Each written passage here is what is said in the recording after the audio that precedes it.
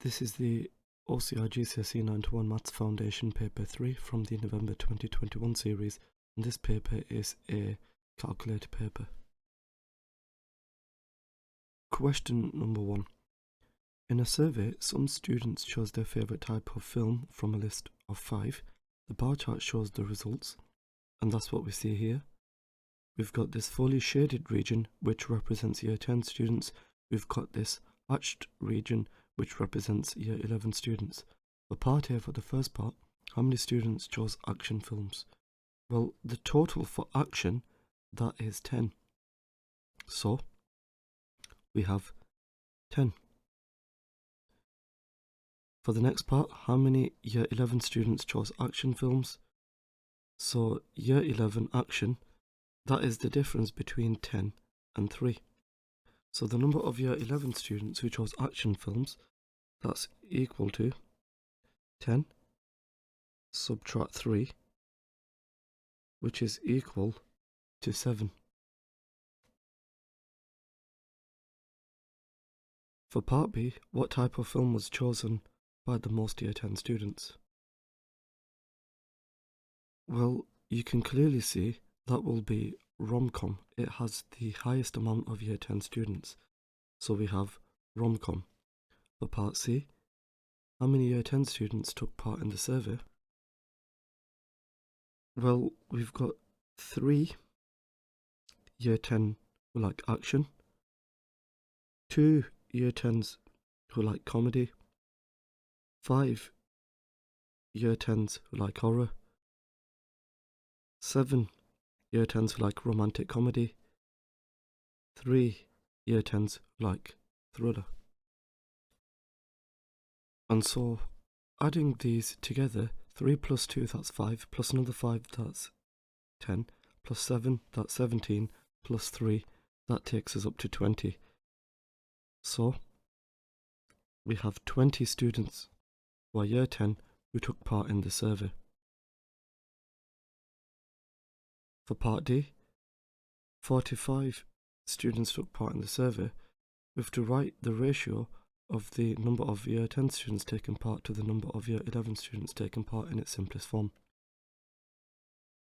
The total amount of Year 11 students, we've got 45 who took part in the survey, subtract 20 who are Year 10. So the total number of Year 11 students is equal to 25. And therefore, the ratio of Year 10 students to the Year 11 students will equal, well, we have 20 for Year 10, and we have 25 for Year 11. To express this ratio in its simplest form, we can divide both the 20 and the 25 by 5, leaving us with 4 to 5. So we have 4 to 5. Question number 2. Use a calculator to work out, for part A, the square root of 196 plus 29. Type in the square root button, then type in 196, then the right arrow key, add on to this 29. It turns out we get 43. For part B, we have to work out 4 to the 5, so we have 4 to the power of 5, and it turns out we get 1024. Question number 3. There are 150 coins in a jar. 20% of the coins are 10p coins, 3/10 of the coins are 20p coins, the rest of the coins are 50p coins. You have to work out the total value in pounds of the 150 coins. You must show your working. The number of 10p coins, we have 20% of 150, so 20% of 150, that's equal to 30. So we have 30 10p coins. Then we know that 3/10 of the coins are 20p coins. So the number of 20p coins, we have 3/10 of 150. So 150 divided by 10, that's 15, timesing that by 3, we get 45. So we have 45 20p coins. The number of 50p coins, well, we've got 150 coins in total. Subtract the 30, which are 10p coins. Subtract the 45, which are 10p coins. And if we work out what this is equal to, we get 75. So we have 75 50p coins. So the total value, well, the value of the 10p coins, we've got 30 times by 10p. The value of the 20p coins, we have 45 times by 20p. The value of the 50p coins, we have 55 times by 75. So if we work out what this is all equal to, we have 30 times 0.1 plus 45 times by 0.20 plus 75 times by 0.50. It turns out we get £49.50. So we have £49.50, as we see here. Question number 4. A sports team played the same number of matches in 2019 and 2020. The two pie charts summarize their results. That's what we see here. For part A, what fraction of the matches did the team win in 2019? Well, here we've got 90 degrees out of a possible 360. So the fraction is 90 over 360. And what this is the same as is 1/4. So therefore for part A, we have 1/4. Part B, did the team's results improve in 2020? Explain how you know. Well, yes, because the win fraction is now 1/2. We've got 1/2 of the data compared with 1/4 of the data. Question number 5, we have to increase 600 by 17%. This is the same as 600 multiplied by 1.17. So if we work out what this is, we get 702. So we have 702. Question number 6. The diagram shows how a rhombus is made by joining two equilateral triangles. For part A, we have to find the size of each interior angle of the rhombus. Well, if each angle in the equilateral triangle is 60 degrees, as we see here, then to find out what the size of each angle is, well, we've got the 60 here, and we also have the 60 here.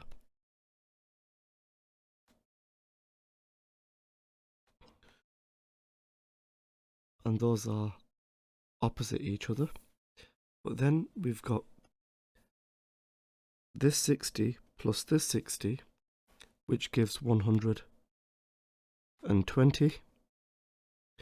And that's the same for this. We've got 60 plus this 60, which again gives 120.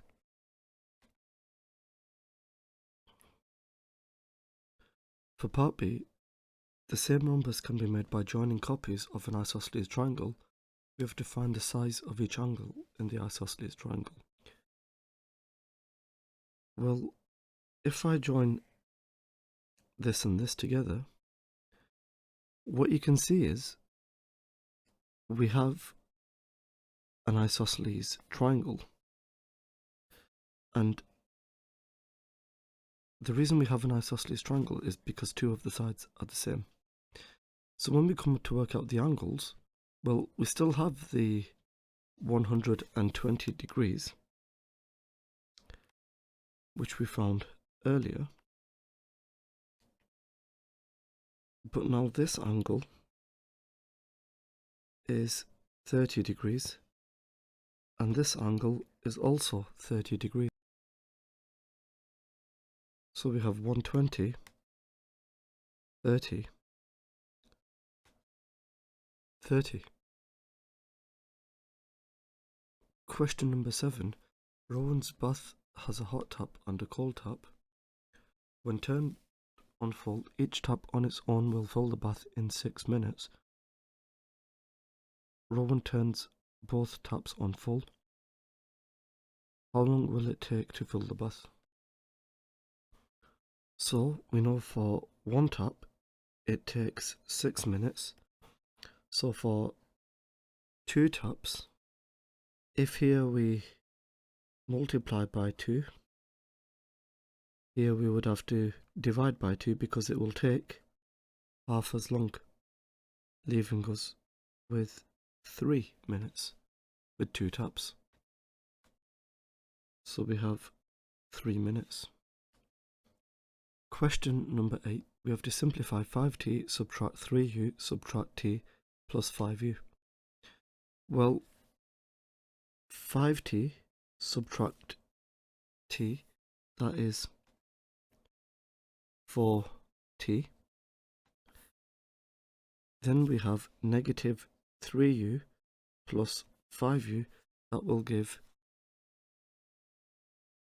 2u.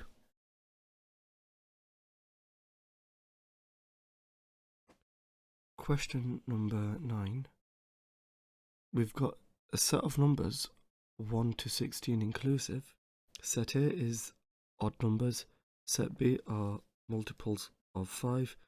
For part A, the elements 1 and 2 have been entered on this Venn diagram. We have to complete the Venn diagram to show all the elements. Let's begin by stating the odd numbers. We've got 1, 3, 5, 7, 9, 11, 13, and 15. For the multiples of 5, we've got 5, 10, and 15. Which goes in both? Well, you can see 5 is odd and a multiple of 15. 15 is odd and a multiple of 15. So 15 and 5 will go into both. Which numbers are odd only then? Well, we've got the 1, the 3, the 5's already been taken up. We've got 7, 9, 11, and 13. For B, multiples of 5 only, we've got 10. So for the rest of the numbers, we've got 2, 4, 6, 8. 10's been taken up, and we've got 12,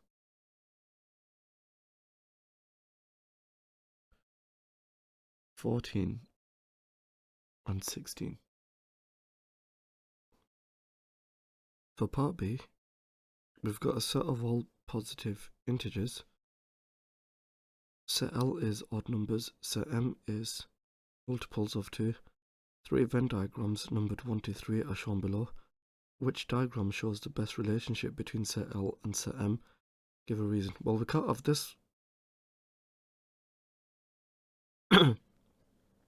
one because this tells us that L and M can intersect. We can't have an odd number and multiples of 2. This one we can't have either because this is saying that M is included in set L. We are saying we've got multiples of 2 included in our odd numbers. So the one that's best for us is L and M separated like this. So, and that's because odd numbers cannot be multiples of 2. Question number 10. A student has some cubes that are all the same size. Each cube is 3 centimeters by 3 centimeters by 3 centimeters. They put 4 of these cubes together to make this shape. We have to calculate the surface area. Well, each face we have 3 times 3, which is 9 centimeters squared. And what we need to do is find out the total number of faces. Well, we've got 1, 2, 3, 4. Then we would also have that repeated on the other side. So that's 8 faces. So we've got 4 faces at the front plus the 4 at the rear. Then we've got 1, 2, 3, 4, 5, 6, 7, 8, 9, 10 faces, which is the bit that goes around, also including underneath. So the total number of faces, that's equal to 18. So the area is 9 times by 18, which is equal to 162.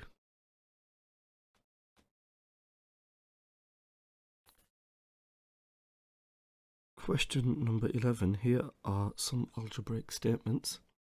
We've got v equals u plus at, a plus 2b, 3 multiplied by x plus 2 equaling 3x plus 6, 2y being less than x and 2x equaling 5. From the list above, we have to write down an example of each of the following. An expression. Well, that contains no equal signs and it's got different terms in it.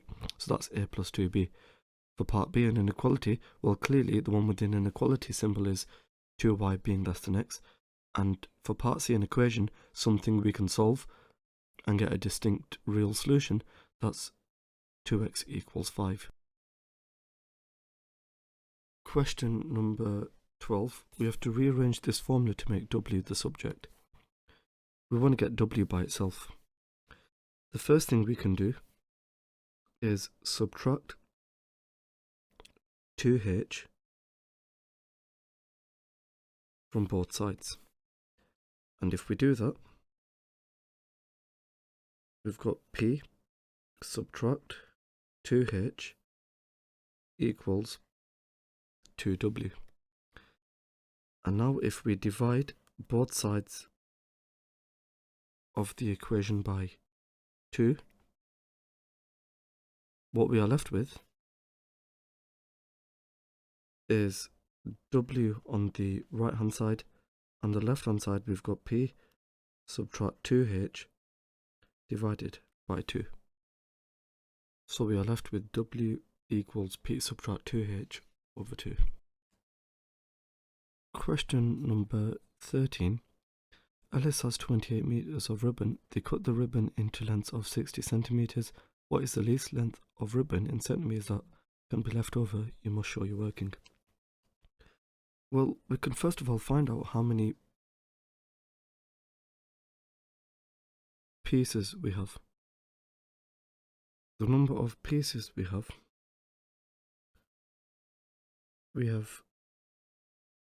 28 meters divided by 60 centimeters. And if we make the units consistent, multiplying by 100 to convert this into centimeters. We have 2,800 centimeters divided by 60 centimeters. Working this out,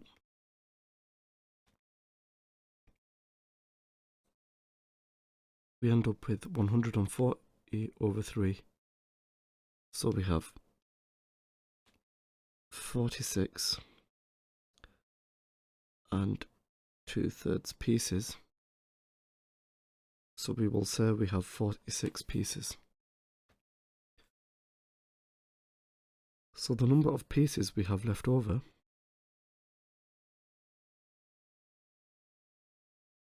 will be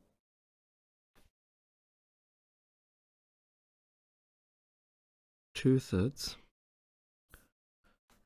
of 60, which is 40. So because we've got a fraction left over, we would have 2/3 of our entire length being left over. So we have 40 centimeters. Question number 14. This table shows the names and areas of 5 lakes. For part A, we have to write the area of Lake Marua as an ordinary number. So here we have 5.12 multiplied by 10 to the power of 3. So working this out, it turns out we get 5,120. For part B, we have to write the lakes in order of their area, starting with the smallest. Well, the smallest one will be the one that has the least power of 10, so that's times 10 to the 2, which is Lake Topozero. The next one, well, it will either be Lake Mawaru or Lake Tana. Now 3.12 times 10 to the 3 is smaller than 5.12 times 10 to the 3, so this is the second and this is the third. Now if I compare the ones with the 10 to the 4s, I've got 1.81 times 10 to the 4 compared with 6.89 times 10 to the 4. This one is the next smallest and the largest is Lake Victoria. So the smallest is Topozero, followed by Tana, followed by Mawaru, followed by Ladoga, followed by Victoria. For part C of the question, we have to calculate the difference between the areas of Lake Ladoga and Lake Tana. Give your answer in standard form to two significant figures. So we've got this area subtract this area. So we have 1.81 times 10 to the 4 subtract 3.20 times 10 to the 3. So we can work out the difference directly using our calculator.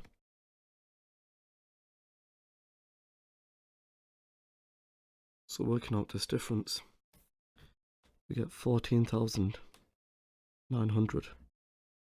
And we need to write this in standard form. So if our decimal point is over here, we need to move our decimal point 1, 2, 3, 4 to the left.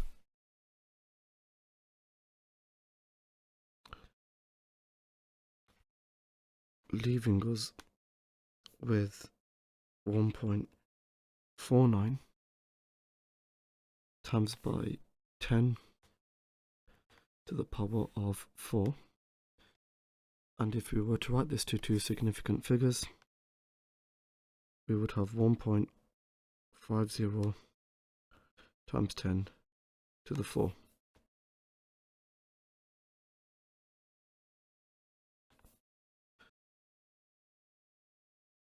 Question number 15. Asmi, Beth and Callum share a flat. The monthly rent is £760. They share the rent in the ratio 2 to 3 to 3. How much does Beth pay each month in rent? Well, here is our ratio of A to B to C being 2 to 3 to 3. They have £760 in total. To find out what each part is worth, well, I've got 1, 2, 3, 4, 5, 6, 7, 8 parts. So if I do 760 divided by 8, I get 95. So there's 95 for each part. And so for Beth, we've got 3 of those 95s, and that gets us 285. Which means that she pays 285. Asmi, Beth and Callum also share the fuel bill in the ratio 2 to 3 to 3. Callum pays £36 for fuel each month. How much does Asmi pay for fuel each month? Well, we've got this ratio of A to B to C being 2 to 3 to 3.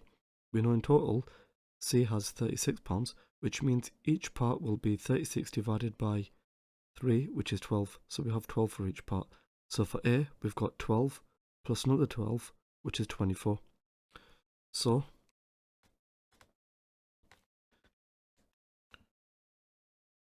we have £24. Question number 16. Triangle A and triangle B are drawn on the coordinate grid.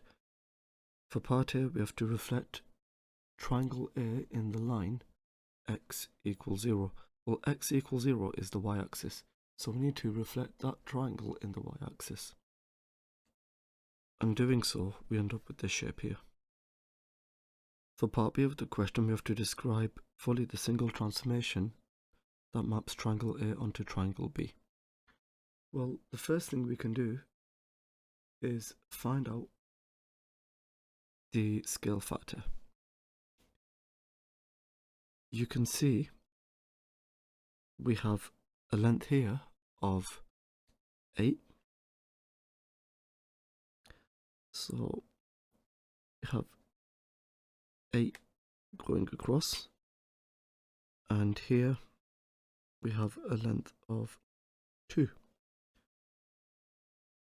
which means we can work out our scale factor.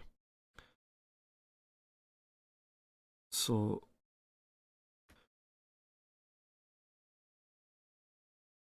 we have an enlargement scale factor 2/8, which is the same as 1/4. And now we need to find our center of enlargement. So if I draw these lines like so and match up the corresponding points, what you can hopefully see is that our scale factor is 1/4 and our center of enlargement is over here at the point 0 across 6 down. Question number 17. Ling throws a 6-sided dice 300 times. The table shows the frequencies of their results. For part A, we have to complete the table to show the relative frequencies.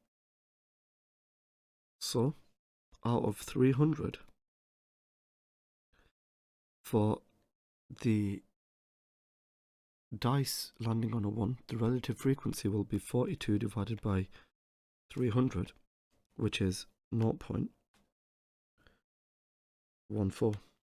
For the dice landing on a 2, the relative frequency is 27 divided by 300, which is 0.09. We're given the relative frequency for the dice landing on a 3, that's 0.19. For the dice landing on a 4, we have 60 divided by 300, which is 0.20. For the dice landing on a 5, we have 39 divided by 300, which is 0.13. For the dice landing on a 6, we have 75 divided by 300, which is 0.25. Next, Ling thinks that the dice may be biased. We have to explain why evidence from the table could support their opinion. Well, the relative frequency would be 1/6 for an unbiased dice. We now have to explain why the dice may, in fact, not be biased. Well, the sample size might be too small for us to actually determine the relative frequencies. If we had a bigger number of throws, you will find eventually the relative frequencies will tend towards 1/6. So we need a larger sample size in that case. Question number 18. A carpenter measures the length k meters of a piece of wood. They write 3.35 being less than or equal to k being less than 3.45. For part A, we have to put rings around all the possible values of k in the list below. Well, we don't want k to equal 3.45, we want it to be less than that, but we want it to be greater than 3.35. So the possible values of k we could have is the 3.39 and also the 3.34.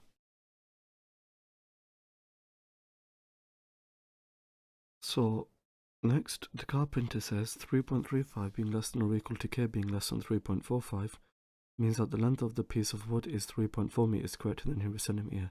Explain how you know that she's incorrect.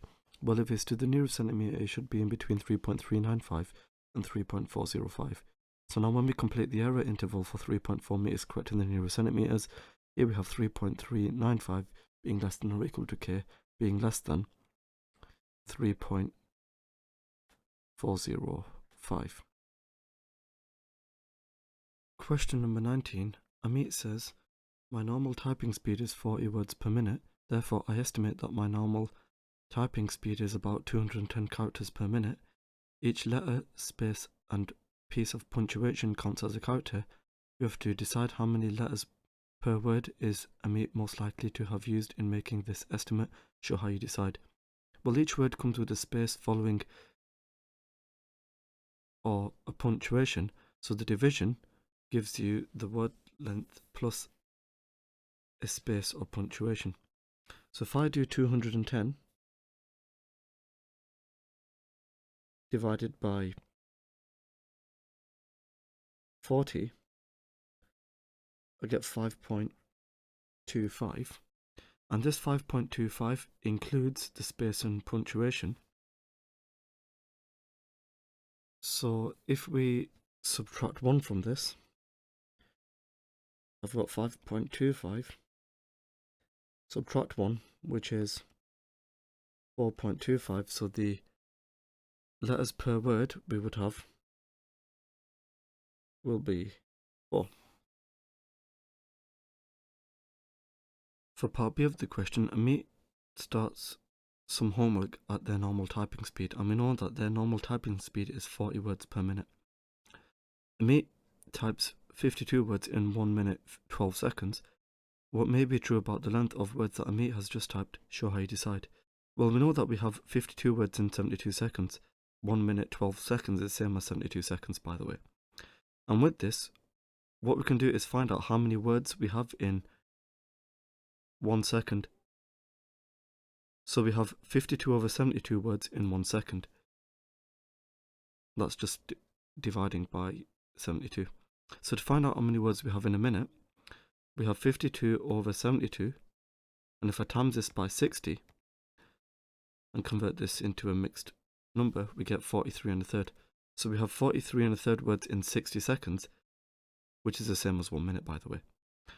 Now, our normal typing speed is 40 words per minute. This amount we've just worked out is more than 40 words in 1 minute. So if we have more than 40 words in 1 minute, that means the actual words are going to be shorter. So the words are shorter because we type more words in the same time. Question number 20. The diagram shows rectangle ABCD. DB is 13 centimeters and BC is 5 centimeters. We have to calculate the area of the rectangle. You must show you're working. Well, we've got a right angle triangle, we can use Pythagoras. we've got DC squared plus 5 squared equals 13 squared. 169 take away 25 is 144. So I've got DC squared equals 144, which means DC is equal to 12.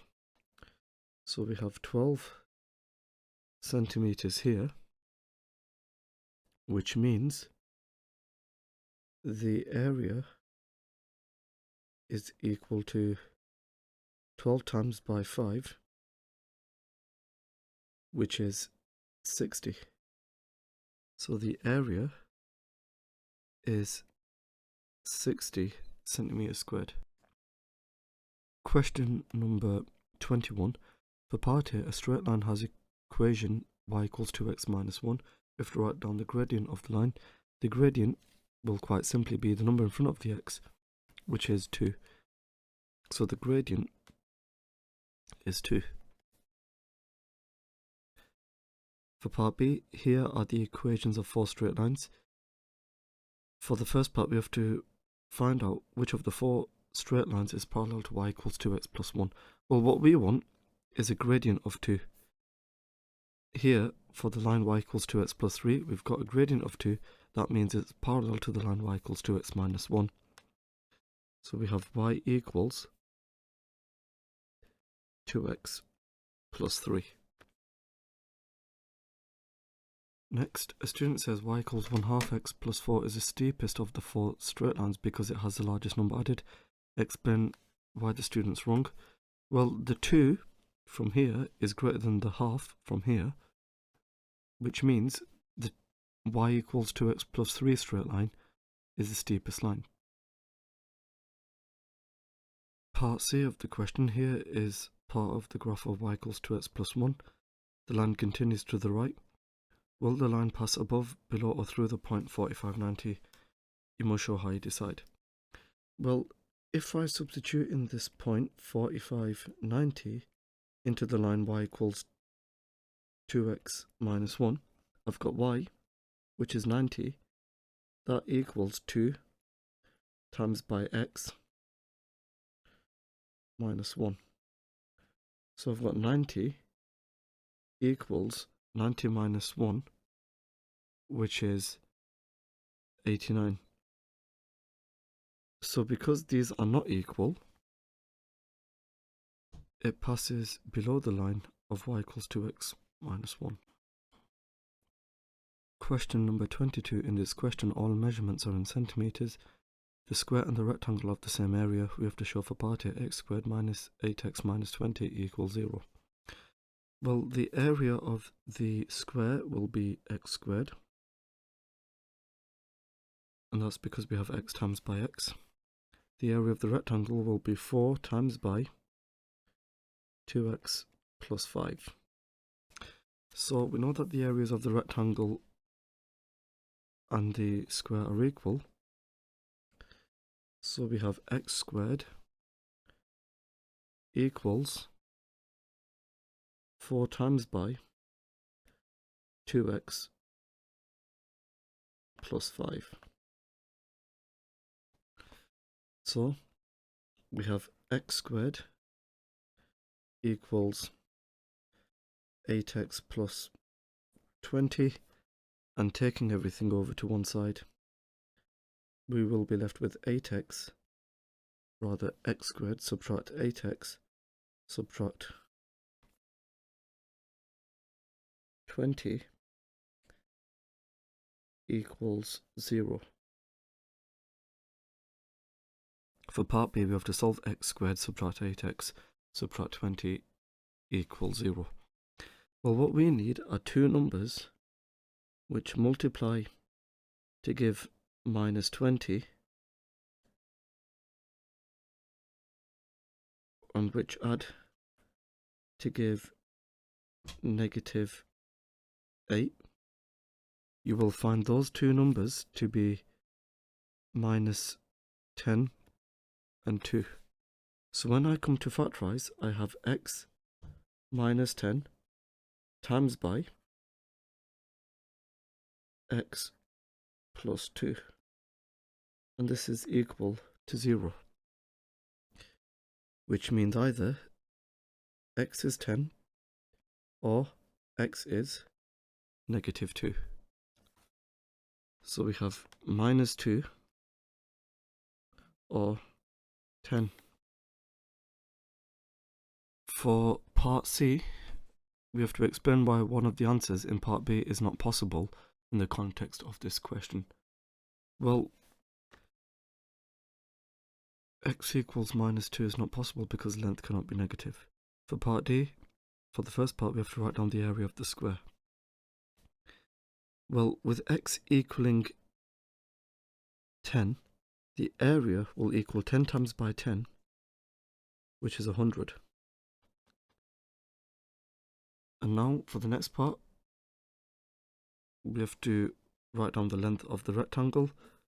We've got 2 times by 10 plus 5, which is 25. So the length of the rectangle is 25. Question number 23. A bag of sweets contains jellies, mints and toffees. The ratio of jellies to mints is n to 2. The ratio of mints to toffees is 5 to 3n. We have to work out the ratio of jellies to toffees in its simplest form. Well, here we have j to m to t. We know that j to m is given by n to 2, and the ratio of m to t is 5 to 3n. To find out the ratio j to m to t, we need to find the lowest common multiple of 2 and 5. That's 10. So,